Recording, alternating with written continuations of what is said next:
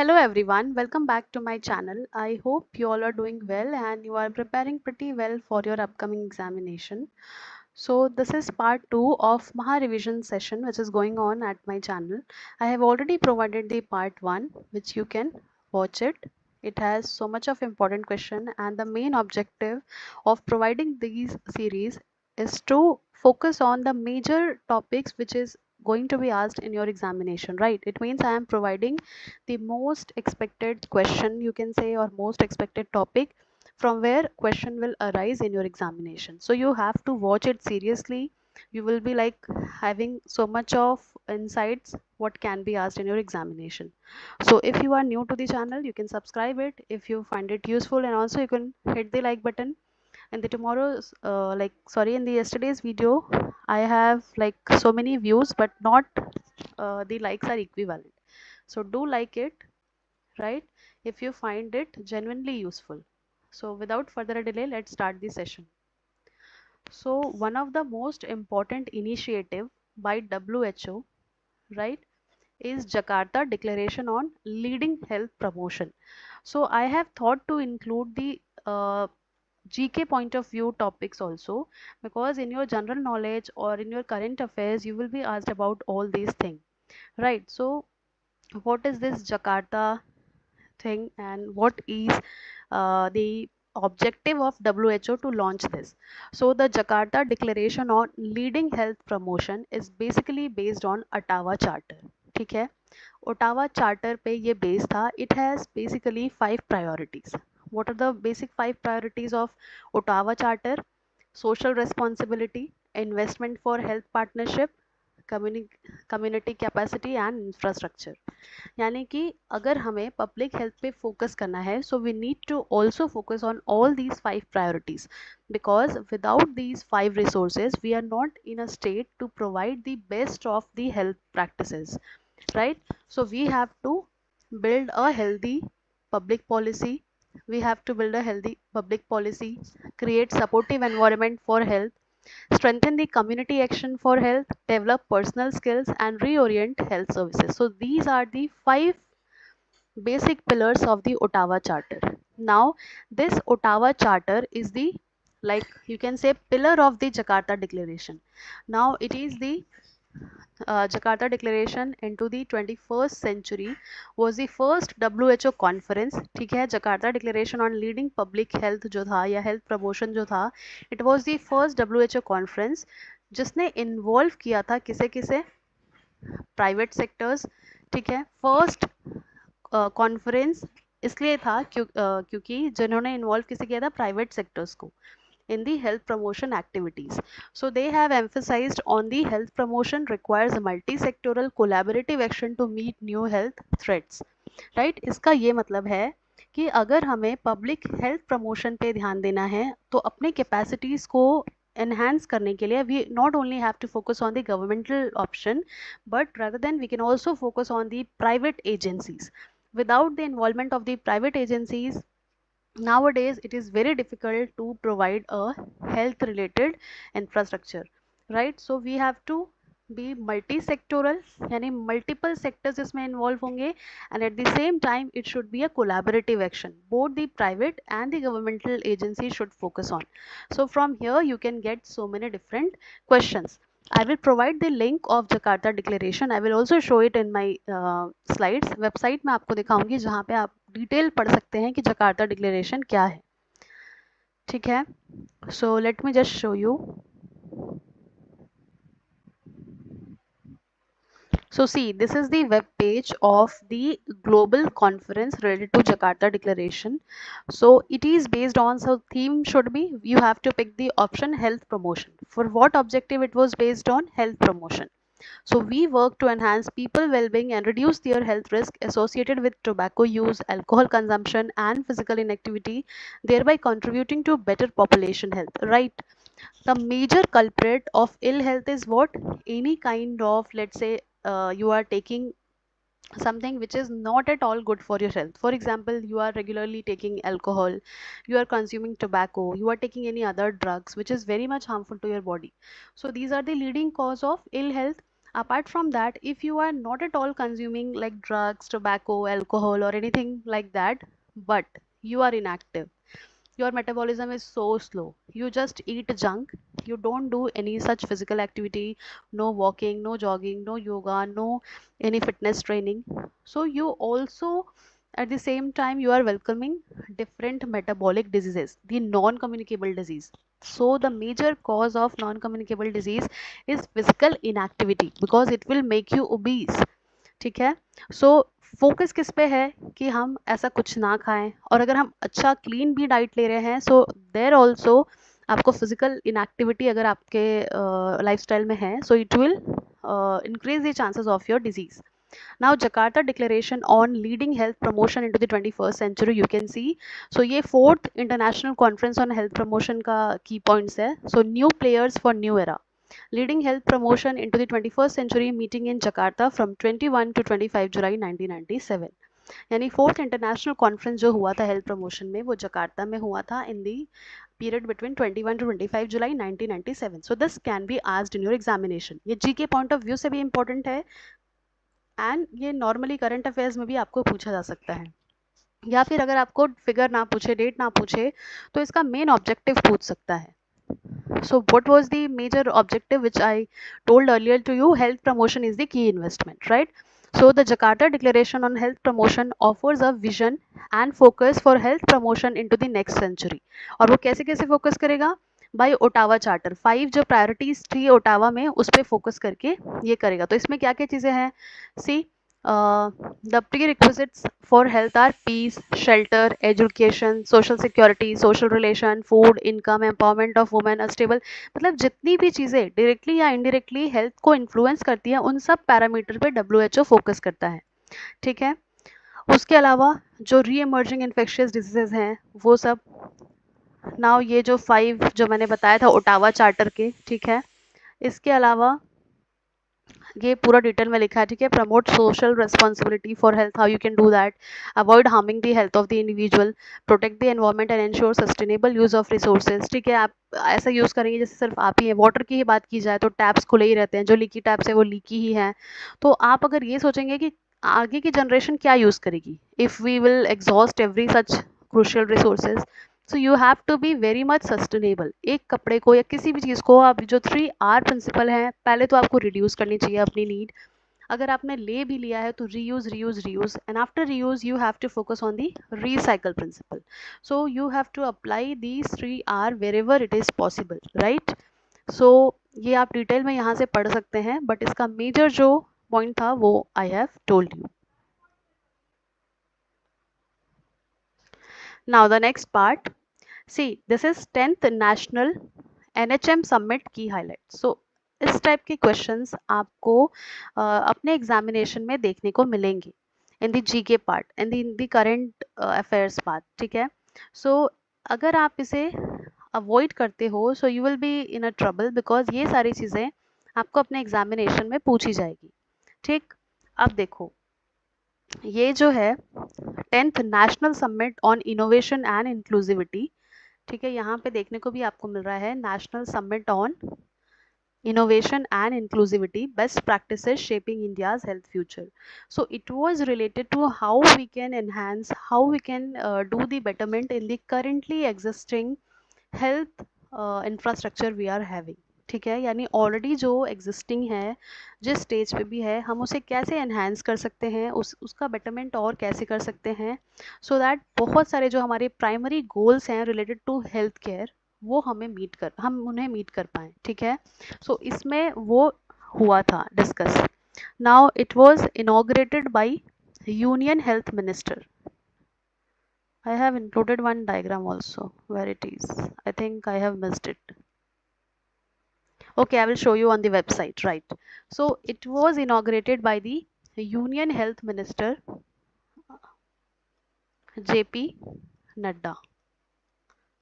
ठीक है. You have to remember his name, that he is the Union Health Minister. So Honorable Health Minister has inaugurated this. Now it focused on showcasing and sharing the best practices. ठीक है, अब वो best practices कैसे होंगे? I have in my crash course covered so many different digital mission. ठीक है, जैसे हम आयुष्मान डिजिटल भारत कहते हैं, वो सारी चीज़ें मैंने शेयर की थी अपने क्रैश कोर्स में, अगर आपको याद होगा तो our health care is focusing nowadays in digitization. ठीक है, digital health innovation and also the strengthening of the primary health care across India states and the union territories। इस पे ये फोकस था, तो इसमें बहुत सारी चीज़ें डिस्कस करी गई थी। ठीक है, मेजर जो शिफ्ट होना चाहिए क्यूरेटिव से प्रिवेंटिव होना चाहिए, यानी पहले तो prevention is better than cure. ठीक है, हम पढ़ते हैं prevention is better than cure. So in this everybody has focused on to, rather than curative option, we have to find preventive option, because if any country faces so much of patient, then it becomes a high load on the healthcare professionals and the healthcare facilities we are having in our country, so it will also influence the economy of the country।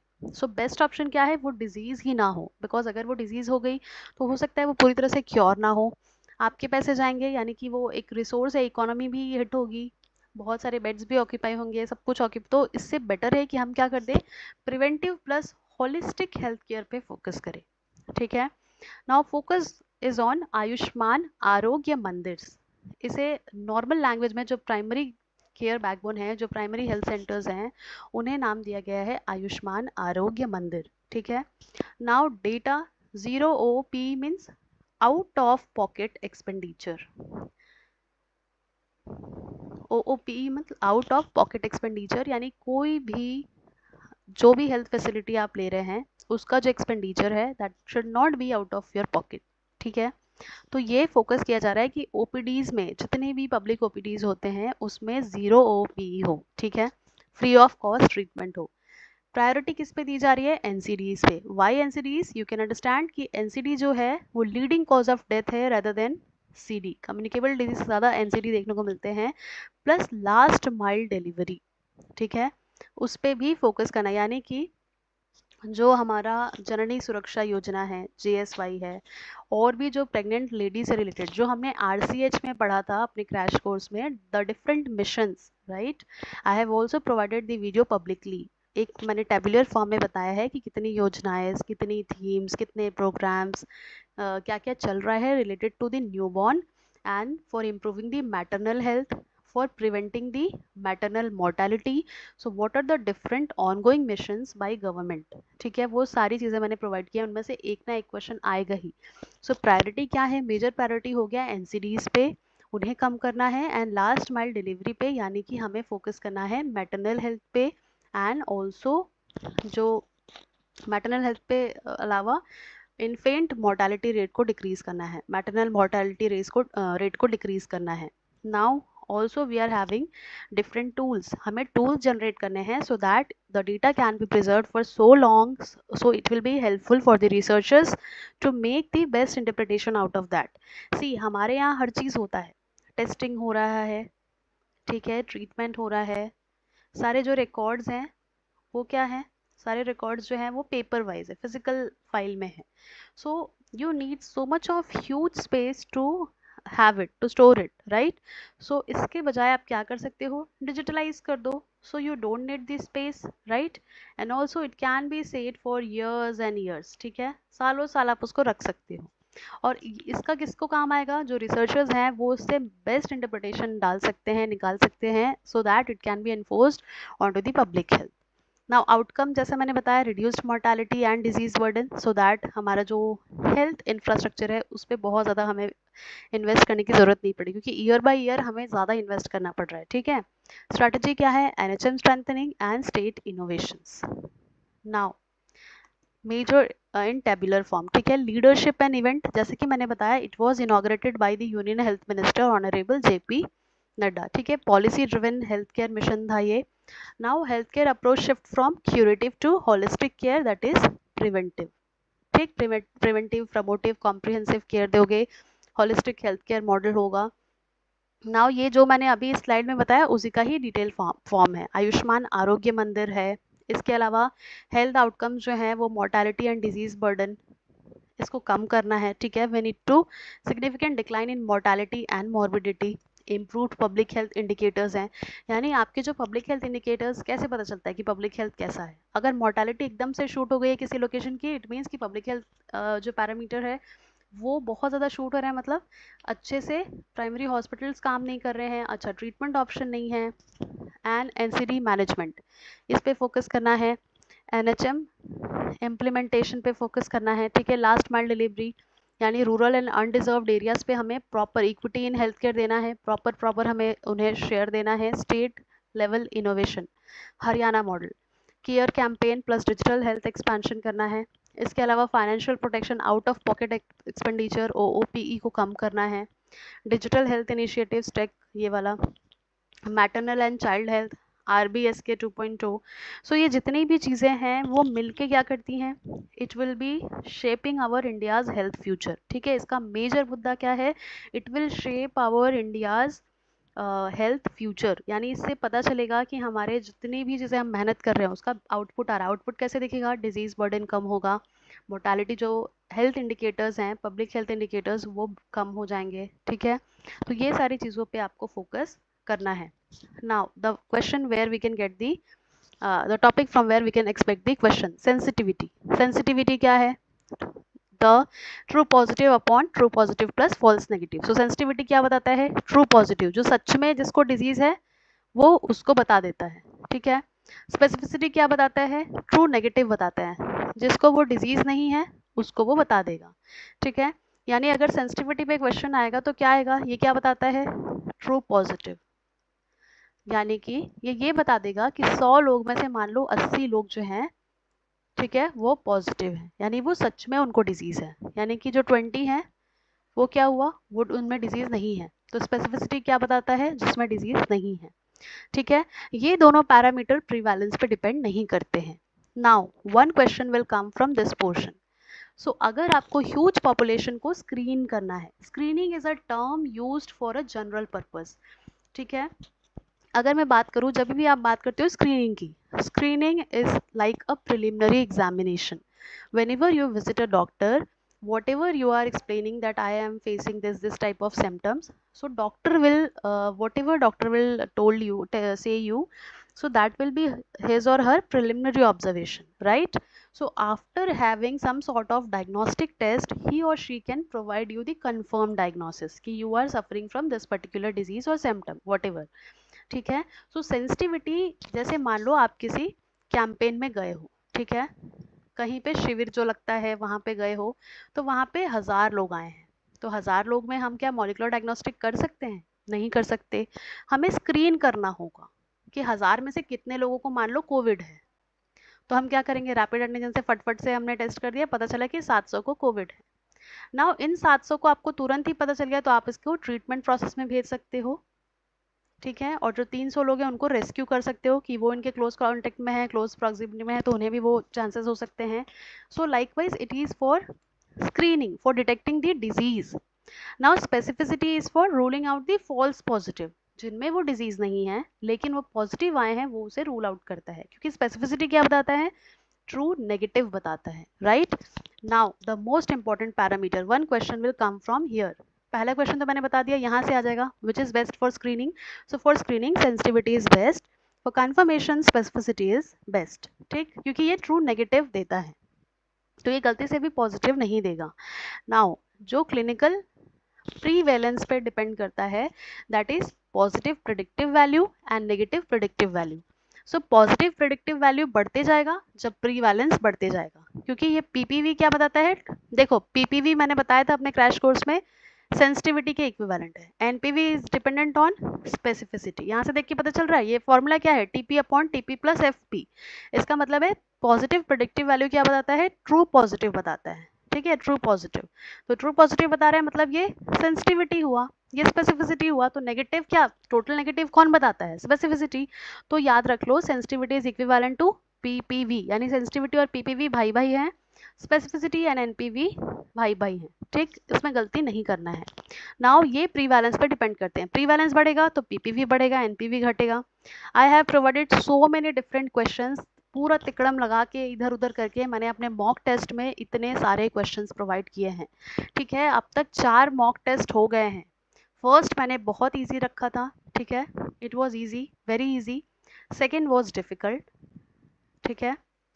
Now जो third and fourth थे, both these were moderate level, यानी इसमें mix question रखा था। And I can remember कि जब मैं fourth paper बना रही थी उसमें मैंने करंट अफेयर्स, जीके से रिलेटेड बहुत अच्छे अच्छे क्वेश्चंस डाले थे that can be asked by your examiner. ठीक है, जो रिसेंट करंट अफेयर्स थे ना उससे मैंने पिक किया था और क्वेश्चन डाले थे। सो अभी एक मॉक टेस्ट बचा हुआ है जिसको मैं थोड़े दिन बाद लूंगी ताकि आपका एक पूरा कोर्स रिवाइज हो जाए। सो ये जितने मॉक टेस्ट हुए हैं उनके क्वेश्चंस भी पढ़ लोगे तो 500 क्वेश्चन ऐसे ही हो जाएंगे। ठीक, तो और कितना पढ़ना है आपको, तो इसी तरह से आपको प्रैक्टिस करनी है ना। What is L R plus, what is L R minus? So L R plus is likelihood ratio, L R negative is likelihood ratio negative. ठीक है, positive likelihood ratio, negative likelihood ratio. So it is sensitivity upon 1 minus specificity. It is opposite to the above one, 1 minus sensitivity upon specificity. So it does not depend on prevalence. So अगर question आता है कि इनमें से कौन सा parameter है जो प्री वैलेंस पे डिपेंड करता है, so it is PPV and NPV, right. So आपको इस तरह से क्वेश्चन करना है। एल आर अगर लाइक्लीहुड रेशियो 10 से ज़्यादा आता है तो मतलब स्ट्रॉन्ग है, 0.1 से आता है L are negative likelihood ratio, it means it is strong. ठीक है, because it depends on the formula, कैसा फॉर्मूला है उसके अकॉर्डिंग उसकी वैल्यू पता चल रही है। सो ये सारे जो हैं वो डायग्नोस्टिक टेस्ट वैलिडिटी पार्ट से हैं। ठीक है, ये चैप्टर बहुत टफ नहीं है, it has fixed question, fixed question है इससे, ये मैं कह सकती हूँ कि क्वेश्चन कहाँ से आएगा, sensitivity, specificity, PPV, NPV, LR, LR minus, इसी को ही घुमा फिरा के वो क्वेश्चंस प्रोवाइड करेंगे। ठीक, now another important part, communicable disease plus non communicable disease का ये क्वेश्चन मतलब ये सब्जेक्ट है। 1 मिनट, हाँ। So epidemiological classification of vector borne diseases, कैसे कैसे क्लासीफाई किया है, ठीक है, एपिडेमियोलॉजिस्ट ने अलग अलग वेक्टर बॉर्न डिजीजेस को। So we have on the basis of vector, so invertebrate type, यानी मोस्टली क्या होते हैं, arthropod vector fall into 7 orders largely. अब मेरी बात सुनो ध्यान से, I have told you that arthropods are the largest phylum. ठीक है, अब तक के सबसे ज़्यादा स्पीशीज किसकी फाइंड की गई है, आर्थ्रोपोड्स की फाइंड की गई है।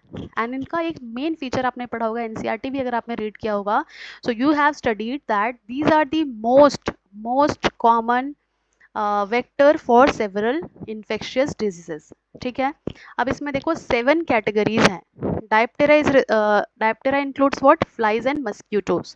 You know that mosquito is a vector for so many disease, dengue है, इसके अलावा क्या है, मलेरिया है, बहुत सारे डिजीजेस के लिए हैं। नाउ सिफेनेप्टेरा, फ्लीज इसमें इंक्लूडेड है, फ्लीज के भी डिजीज हमने पढ़े हैं। ऑर्थोप्टेरा क्या है, कॉकरोचेस है इसमें इन्वॉल्व है। एनोप्ल्यूरा सकिंग लीज है इसमें। हेमिप्टेरा जिसमें बग्स आते हैं including kissing bugs as well. Acarina क्या है, acarina sorry, ticks and mites इसमें इंक्लूडेड है। कोपेपोडा में क्या है, साइक्लोप्स इसमें इंक्लूडेड है। और ये हो गया वेक्टर इनवर्टिब्रेट के टाइप्स। ठीक है, तो इसमें 7 आपके ऑर्डर्स हैं, ये ऑर्डर्स हैं। ठीक है, हम पढ़ते हैं ना फाइलम, क्लास और जीनस, उसके बाद फिर फाइलम, क्लास, ऑर्डर, ये सब जो पढ़ते हैं, तो किंगडम, फाइलम, किंगडम, क्लास, वो वाला जो हायरार्किकल क्लासिफिकेशन पढ़ते हैं तो उससे रिलेटेड है। तो 7 ऑर्डर्स आपको याद रखने हैं कि उसमें क्या क्या आता है। उसके बाद वेक्टर वर्टिब्रेट टाइप भी तो हो सकते हैं, mice is a vertebrate, rodents, bats. ठीक, ये 3 आपको याद रखना है, किसमें आपको याद रखना है, वर्टिब्रेट्स में। नाउ बाय ट्रांसमिशन चेन, यानी क्लासिफिकेशन में बहुत सारे क्राइटेरियाज होते हैं, बहुत सारे वेज होते हैं, तो उनमें से एक है transmission chain. So vector-borne diseases are classified under heterogeneous infection chain and involve 3 principal patterns. कौन कौन से patterns हैं? Let me highlight this for you.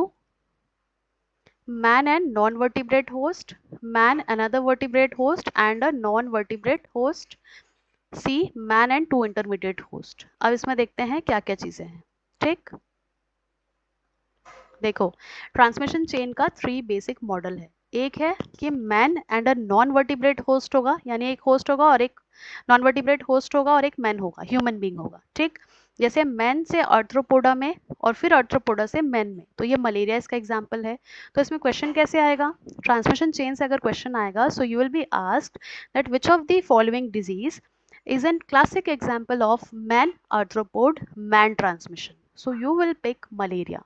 Now man, snail, man, ठीक है, मैन से स्नेल में जाता है, स्नेल से फिर से मैन में जाता है. So it is schistosomiasis because we know that snail is responsible for this schistosomiasis. The causative agent is carried by the snail. Now another model is man, another vertebrate host and a non-vertebrate host. तो इसमें क्या आ जाएगा, mammal, arthropod, man, ठीक है. तो ये plague example है. Bird, arthropod, man, encephalitis इसका एग्जाम्पल है. Now another approach is man and two intermediate host. This is very important and in NEET also there are so many questions from this topic. Man cyclofish से man में क्या जाता है, tapeworm, fish और tapeworm वाला. Man snail fish, man से ये वाली डिजीज होती है, साइनसेंसिस होता है. Now man snail crab, man से क्या होता है, पैरागोनिमियासिस होता है, ठीक है, पैरागोनिमियासिस होता है. तो ये सारे डिजीज भी याद रखना है जब दो इंटरमीडिएट होस्ट हो. तो बोलते हैं ना कि लाइफ साइकिल बिना एक होस्ट के कंप्लीट नहीं होगा. So this is that only.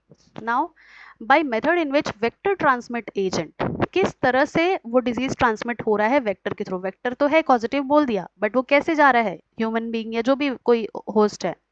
Biting, ठीक है, डायरेक्ट बाइटिंग, ठीक है. उसके अलावा रिगर्गिटेशन, रिगर्गिटेशन से भी होता है. Scratching in of infective faeces, ठीक, ये तो बहुत कॉमन ऑप्शन है. Contamination of host with the body fluids of vectors. These are the common modes. Now the fourth category is by methods in which vectors are involved in the transmission and propagation of parasite. Mechanical transmission भी हो सकता है. Vectors कैसे propagate हो रहे हैं, तो mechanical transmission, biological transmission. Mechanical में क्या होगा, the infectious agent is mechanically transmitted by crawling और flying arthropod through soiling of its feet और प्रोबोसिस और by passage of organism through its gastrointestinal tract and passively excreted. ठीक, उस तरह से ये जाएगा कि मैकेनिकली सपोर्ट हो गया क्रॉलिंग से, फ्लाइंग आर्थ्रोपोड के थ्रू, और आ गया हमारी बॉडी में. नाउ बायोलॉजिकल ट्रांसमिशन से क्या होगा, the infectious agent undergone replication और डेवलपमेंट और both in vector and requires N incubation period before vector can transmit. तो इसमें प्रोपेगेटिव, साइक्लोप्रोपेगेटिव, साइक्लो डेवलपमेंटल बहुत सारी चीजें इन्वॉल्व हैं. ठीक है. नाउ जहाँ पे आप लोगों को कंफ्यूजन था वो मैं कुछ टॉपिक डिस्कस करना चाहती हूँ. Let me open it. See, the topic which you all were, like not all, most of the people were confused in the incubation period. ठीक है, इंक्यूबेशन पीरियड क्या होता है, जैसे ही आपका जो पॉजिटिव एजेंट है आपके बॉडी में एंट्री उसने लिया तो तुरंत ही तो वो डिजीज नहीं आएगी ना. First symptom, onset of first symptom जब तक नहीं आता तब तक का जो टाइम ड्यूरेशन है उसे हम बोलते हैं इंक्यूबेशन पीरियड. ठीक है. Now non infectious diseases such as cancer, heart disease and mental illness also have incubation period. ठीक है, जिसका साल और मंथ लगता है. क्रॉनिक डिजीजेस का, कैंसर एक दिन में नहीं होगा, हार्ट डिजीज एक दिन में नहीं होगा, मेंटल इलनेस भी एक दिन में नहीं होगा. So it has huge month और ईयर्स ऑफ इंक्यूबेशन पीरियड. सो हम नॉन इन्फेक्शियस डिजीज में इन्फेक्शियस डिजीज की जगह इंक्यूबेशन पीरियड ना यूज करके लेटेंट पीरियड यूज करते हैं. ठीक है. अब यहाँ पे कंफ्यूज होने का कोई चांस है नहीं है. यहाँ से एक क्वेश्चन आएगा बच्चों. ठीक है, क्या आएगा कि the term latent period is used in non infectious diseases as the equivalent of incubation period in the infectious diseases. अब कंफ्यूज हो गया अगर पूछ दिया तो latent period is similar to, तो लेटेंट पीरियड ये नहीं कि हिडन पीरियड है, although it reflects that, but it is similar to the incubation period, which is the common term which we use in infectious disease. But if you were talking about the non-infectious, non-communicable disease, so you will be using the latent period. ठीक. Now incubation period is of fundamental importance in epidemiological studies. क्यों important है? Tracing the source of infection and contacts. आप trace कर सकते हो कि कहाँ पे किसके कांटेक्ट में आया था, कोई पॉजिटिव पेशेंट के कांटेक्ट में तो नहीं आया था. ठीक है, तो इस तरह से आप उससे आइडिया लगा सकते हो. Now secondary attack rate. I have provided one numerical in the fourth mock test related to SAR, secondary attack rate. Secondary attack rate कैसे निकालते हैं? Number of exposed person developing the disease within the range of the incubation period, total number of exposed susceptible contacts. मान लो मैंने question दिया था, मुझे अभी भी याद है. I have like एक सिनेरियो क्रिएट करके मैंने क्वेश्चन दिया था कि एक फैमिली है, एक फैमिली में 10 लोग हैं 10 में से शायद 3 को डिजीज हो, 10 पॉजिटिव हैं। नहीं, I forgot that question exactly. मतलब वो क्वेश्चन ऐसा था कि एक फैमिली में 10 मेंबर्स हैं, ठीक है, जिनमें से 3 को डिजीज होता है। नाउ बाकी जो 7 हैं उनमें वो डिजीज नहीं होता है। So what is the SAR? So I have like, I will provide the question. So उससे रिलेटेड मैंने क्वेश्चन अपने उसमें प्रोवाइड किया था। तो सेकेंडरी अटैक रेट पे आपको क्वेश्चन आपको देखने को मिल सकते हैं ना। अब यहाँ पे बात आती है, अब आप कहोगे कि मैम इम्यूनोलॉजी तो है ही नहीं सिलेबस में, आप तो इम्यूनोलॉजी भी पढ़ा रहे हो, आप तो माइक्रोबायोलॉजी भी पढ़ा रहे हो, मुझे रोज रोज वही कमेंट्स मिलते हैं।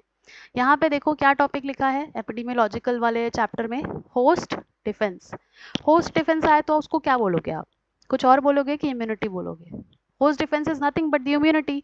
When ever you are studying a disease, host का डिफेंस भी तो कोई चीज है।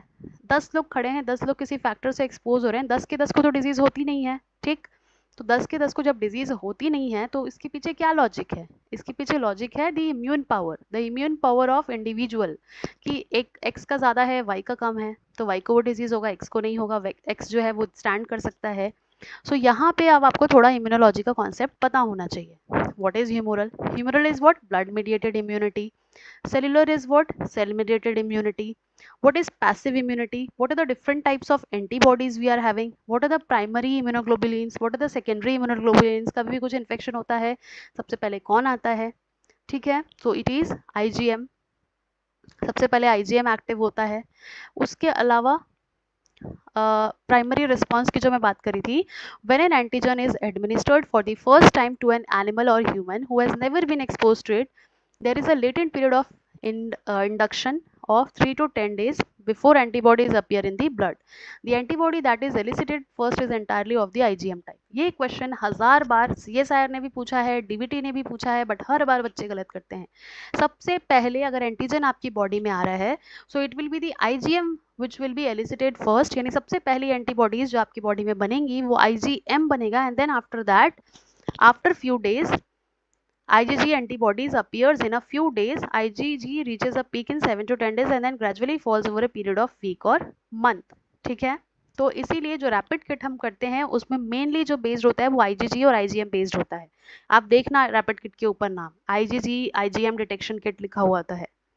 Now IgM antibody titer rises steadily during the next 2 to 3 days or more, reaches a peak level and then decline almost as fast as it developed. जितनी जल्दी वो बना था 2 से 3 दिन के बाद उसका कंसंट्रेशन डिक्लाइन होने लगता है, यानी टाइटर यानी कंसंट्रेशन डिक्लाइन होने लगता है, एंड उसके बाद IgG दिखता है। नाउ उसके अलावा जो इम्पोर्टेंट है वो है, देखो 5 मेन क्लासेस जो मैंने बताया, मैं कैसे याद रखती थी अपने टाइम पे, GAMED, ठीक है, GAMED ऐसे याद रख लो, गेम्ड, ऐसे करके आपको याद रहेगा कि कितने टाइप के एंटीबॉडीज आपके पास हैं। नाउ हर एंटीबॉडीज का अपना एक फंक्शन है, स्ट्रक्चर अलग है, ठीक है, बाइंडिंग साइट्स ऑफ एंटीजन अलग है, कितने एंटीजन्स को एट अ टाइम बाइंड कर सकते हैं। पैसिव इम्यूनिटी क्या होता है? हम जो इम्यूनाइजेशन देते हैं, वैक्सीनेशन देते हैं, वो हर्ड इम्यूनिटी पे बहुत क्वेश्चन हर मॉक टेस्ट पे दिया है, हर्ड इम्यूनिटी क्या है, ठीक है, जैसे हर्ड इम्यूनिटी और इसे हम क्या कहते हैं, community immunity. It is a type of immunity that occurs when the vaccination of a portion of population provides protection to unprotected individual. ये मैंने हजारों बार ये क्वेश्चन दिया है अपने मॉक टेस्ट में, अगर इसे गलत करके आओगे तो फिर मुझे बहुत गुस्सा आएगा। ठीक है, हर्ड इम्यूनिटी क्या है? 10 लोग का पॉपुलेशन है तो एक मान लो पॉजिटिव है, और जितने लोगों को इम्यूनाइज कर दिया गया है वो प्रोटेक्शन प्रोवाइड करे जो नॉन इन्फेक्टेड है या नॉन इम्यूनाइज्ड है उन्हें, ठीक है, यानी 5 लोग इम्यूनाइज हो गए तो 5 लोग का अपना इम्यूनिटी क्या कहेगा, वो दूसरे लोग को ट्रांसमिट नहीं होने देगा disease. So it describes a type of immunity that occurs when the vaccination of a portion of population, जैसे हम population मतलब क्या, herd, provides protection to unprotected individual. तो इसे हम इसीलिए community immunity कहते हैं। So it is a immunological barrier to the spread of disease in the human herd. For example, when an infectious disease is introduced into a virgin population, that is population with a very low or no immunity, the attack and case fatality rate tends to be very high, practically all susceptible as it had in the very severe measles epidemic in the जो भी location दिया है। सो इसमें क्या होगा, herd immunity इसी को बोलते हैं। जैसे वर्जिन पॉपुलेशन क्या किसे बोला है, population with a very low और नो इम्यूनिटी, तो वहाँ पे क्या होगा, वहाँ पे CFR बहुत ज़्यादा होगा, केस फर्टिलिटी रेशियो, बहुत लोग मरते जाएंगे। तो वहाँ पे अगर आप हर्ड इम्यूनिटी इंट्रोड्यूस करते हो, तो जो नॉन वैक्सीनाइज्ड है या नॉन इम्यूनाइज्ड है उन्हें प्रोटेक्शन मिलेगा, क्योंकि कुछ लोग ऑलरेडी हमारे इम्यूनाइज्ड हो चुके हैं। ठीक है, इम्यूनाइजिंग एजेंट यहाँ पे देख लो बच्चों, एग्जाम्पल मैं दे रही हूँ, स्क्रीनशॉट ले लो, let me zoom it. See, live attenuated में क्या क्या आता है, ये सारे वैक्सीन आते हैं, BCG, yellow fever, polio, measles, मम, प्रोबेला, टाइफाइड, वेरिसेला, ये उसके बाद किल्ड होल ऑर्गेनिज्म, यानी होल, और जैसे हम लोग a part of organism can be taken और the whole organism in attenuated form can be taken. तो होल ऑर्गेनिज्म किस में लेते हैं, टाइफॉइड में, कॉलेरा में, प्लेग में, पर्टूसिस में, influenza, typhus, polio, rabies, JE, encephalitis है ये, Japanese encephalitis, HAV। Toxoid protein किसका लेते हैं, डिप्थीरिया में, टेटनस में, पर्टूसिस में, एंथ्रेक्स में, इन्फ्लुएंजा में। पॉलीसेकेराइड किसका क्या लेते हैं, ग्लाइकोकॉन्जुगेट क्या लेते हैं, और ये HPV, लाइम डिजीज में रिकॉम्बिनेंट, कॉलरा टॉक्सिन बी में, HPV में recombinant. So I think this is all for the day. I hope you like this session. सो मुझे दिखना चाहिए इक्वली, अगर आपको पसंद आ रहा है so do hit the like and do subscribe it for more such part. ठीक है, thank you so much for watching.